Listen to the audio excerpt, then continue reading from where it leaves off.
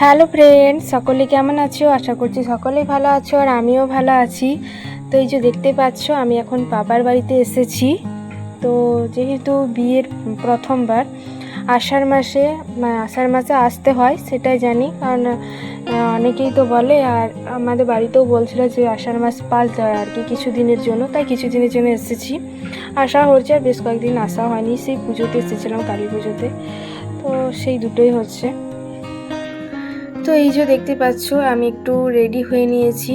তো রেডি হয়েছি কেন? কারণ আমার যে বাবার বাড়িতে তার পাশে একটা বাচ্চার অন্নপ্রাশন ছিল, ঠিক আছে? তো তারাই আর কি বলেছিল, ইনভাইট করেছিল, তো সেই জন্য আর কি। আর আগের দিন যেহেতু বৃষ্টি হয়েছিল, আজকে আবার রোদ দিয়েছে, তাই গরমটা একটু বেশি লাগছে। আর বর্ষাকালের দিনে, মানে বর্ষাকালের মেঘে তোমরা দেখবে যে বৃষ্টি যদি লাগাতার হয় বা হঠাৎ যদি তারপর দিন রোদ দিয়ে দেয়, কিন্তু গরমটা একটু বেশিই লাগে, তোমরা ভালোভাবে রিয়েলাইজ করবে।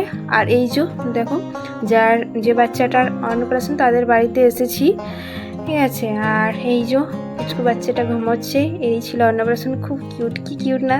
আর ঘুমন্ত অবস্থায় খুব কিউট লাগছে। তো যেই টাইমে এসেছিলাম সেই টাইমে আর কি ঘুমোচ্ছিল, মানে তার আর কি ভাত খাওয়া হয়ে গেছে, তো তার জন্য রেস্ট করছিল। তারপর একটু রেস্ট করে বিকেল দিকে আর কি পিসির বাড়ি গিয়েছিলাম, মানে পিসে মশাইয়ের শরীর খারাপ ছিল, তাই ভেলোর চিকিৎসার জন্য গিয়েছিল, পরশুদিন এসেছে। তো সেই ভাবলাম যে একটু দেখে আসি, যখন বাবার বাড়িতে এসেছি, এখান থেকে অনেক একটু কাছে, তো শ্বশুর বাড়ি থেকে একটু দূর হবে, তো ভাবলাম যখন এখানে আছি তো এখান থেকেই দেখে আসি। তো তাই মা, বাবা আর আমি গিয়েছিলাম পিসেমশাইয়ের বাড়ি, পিসেমশাইকে দেখতে। তো এখন মোটামুটি ঠিকঠাকই আছে, আর এমনি মেডিসিন চলছে। তো সব দিকে আর কি হলো, দেখা হলো। আর তোমার একটু মানে বাড়িতে যাওয়া হলো, বেশ কয়েকদিন যাওয়া হয়নি, মানে প্রায় ছোটোতে এই পিসির বাড়ি গিয়েছিলাম, তার জন্য ভাবলাম যে একটু দেখা করা হবে আর আর কি যাওয়া হবে, সব দিকেই হবে। আর যেই রাস্তার মধ্যে দিয়ে যাচ্ছি, এটা হচ্ছে একটা শর্টকাট রাস্তা, মানে এই রাস্তার মধ্যে দিয়ে কিন্তু যাওয়া যায়। আরও একটা রাস্তা আছে, সেটা একটু দূর এর থেকে, এর তুলনায় একটু দূর। তো বেশ মানে কোনো যে অসুবিধা হয় সেটা না, ভালোই আর কি রাস্তাটা, মানে কোনো লোকজন যে বেশি ভিড় বা গাড়ি ঘোড়া বেশি যাচ্ছে সেটাও না, যাতায়াতের পক্ষে ভালো। আর এই যে দেখতে পাচ্ছ, ধারে অনেক গাছপালাও রয়েছে, বেশ ভালো লাগছিল। যেহেতু এখন বর্ষার সময় আর মেঘলা আকাশ থাকে, তারপরের দিন যদি রোদ ঝলমল করে, মানে রোদ দেয়, তো আকাশটার দৃশ্যটাই আলাদা লাগে, দেখবে তোমরা। তো আজকে যেহেতু রোদ দিয়েছিল, তারপর রোদ তো দিয়েছিল প্রায় বিকেল পার হয়েছে, এখন সন্ধ্যা হব। তো দেখো আকাশের দৃশ্যটা খুব সুন্দর দেখাচ্ছে, রাস্তার মধ্যে দিয়ে যাচ্ছি। তো এই রাস্তার মধ্যে যদি মর্নিং ওয়াক করো বা হাঁটা চলা বা কেউ যদি রানিং প্র্যাকটিস করো, সেটা কিন্তু একদম ঠিকঠাক হবে। মানে বেশি আর কি লোকজন যাতায়াত করে না, খুব কম যাতায়াত করে। বিকেল দিকে হয়তো কেউ যদি হাঁটতে আসে বা কেউ যদি দৌড়তে আসে বা কেউ যদি ওয়ার্ক করতে আসে, সে পক্ষে কিন্তু খুব ঠিক, মানে বেশি গাড়ি ঘোড়া যায় না। তো পিসির ঘর থেকে আর কি ঘুরে চলে এলাম, এখন সন্ধ্যা, তো সেখানে আর কি ভিডিওটা করা হয়নি। মানে পিসির বাড়িতে যেহেতু অনেক লোকজন ছিল আর কি, অনেক এসেছিলো, তো সেই মাঝে কিন্তু আর হলো না সেরকমভাবে সবার সাথে দেখা সাক্ষাৎ করতে, আর কি পার হয়ে গেল। আর এই যে চলে এসেছি, মানে সেই রাস্তার মধ্যে দিয়েই আসছি, এখন সন্ধ্যের দিক হয়ে গেছে, ঠিক আছে? তো যেহেতু অনেকটাই লেট হয়ে গেল, মানে সবাই যেহেতু এসেছিলো, আরও অনেকজনই এসেছিলো বাইরে থেকে, যে আত্মীয় স্বজনগুলো, তারাও কিন্তু দেখা সাক্ষাৎ করতে এসেছিলো পিসে মশাইয়ের সাথে, ঠিক আছে? তো সেই জন্য আর কি সবার সাথে কথা বার্তা বলতে বলতে আর কি লেট হয়ে গেল একটু। তো এই যে চলে এসেছি ফাইনালি, মানে সেই রাস্তার মধ্যে দিয়ে আসছি, দেখো একদম ফাঁকা, কিন্তু এখনও কিন্তু পারাপার হয়নি কেউ। তো এই যে আবার ফিরছি সেই রাস্তার মধ্যে দিয়েই।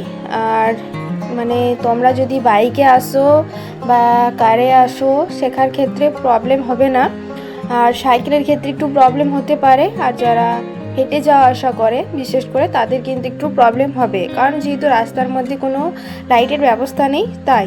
কিন্তু এমনিতে কোনো যে অনেক ভয় বা অনেক যাওয়ার পক্ষে অসুবিধাজনক সেটা না, ঠিক আছে, একদম সেফটি রাস্তা, তবে ওই লাইটের একটু প্রবলেম।